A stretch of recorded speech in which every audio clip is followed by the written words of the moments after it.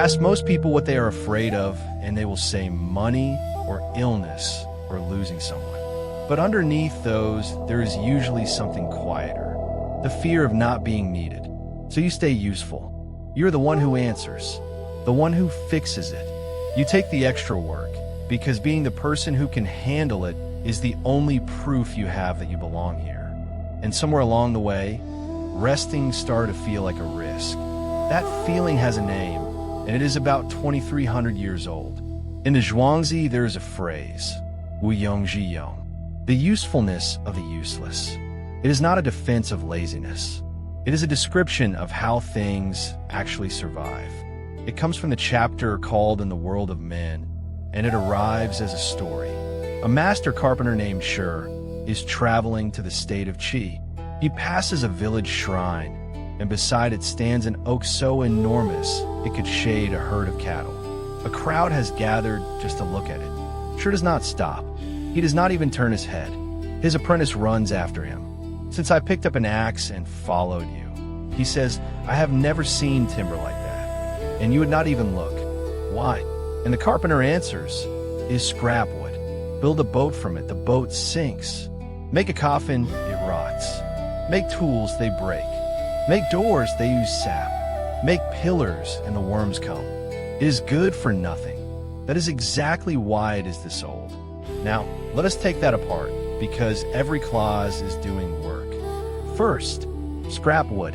That is a verdict, and notice whose verdict it is. The carpenter is not describing the tree. He is describing what the tree can do for him. Nothing. So he assigns it a value of 0 and walks on. Most of the judgments you fear most are that same kind of judgment. Somebody measured what you could do for them. Second, good for nothing. That is exactly why it is this old. Read that again, because it is a claim about cause, not luck.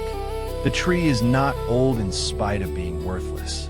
It is old because of it. Every quality that would have made it valuable is a quality that would have gotten it cut down. Third, and this is the part almost every retelling leaves out, that night the tree comes to the carpenter in a dream, and it is not grateful. It is arguing. "What are you comparing me to?"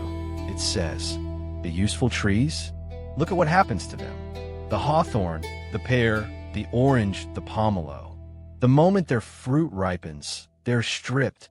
Big branches snapped off, small ones torn away.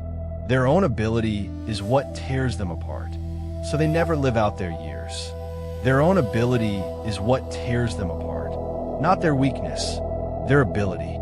And then the line that changes the whole story. "I've been working at being useless for a very long time. It nearly killed me. And now I have it, and it is my great use. Working at it." The tree is not lucky. The tree has a strategy. Zhuangzi closes the chapter like this. Everyone knows the use of the useful, and no one knows the use of the useless. So what does that actually look like in a life? At work, it looks like this. You are competent, so you're given more. You handle it, so you're given more still. Competence is not a shield.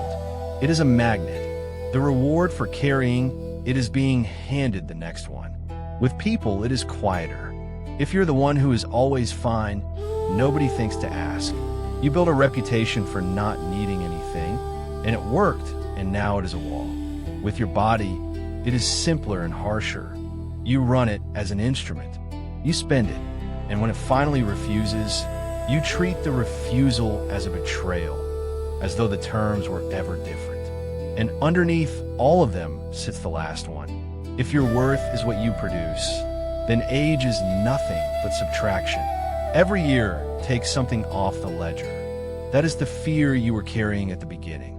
Not poverty, not illness. The arithmetic. The point of the story is not that you should become worthless. Zhuangzi is not telling you to quit. The point is to stop letting useful be the only reason you are allowed to take up space.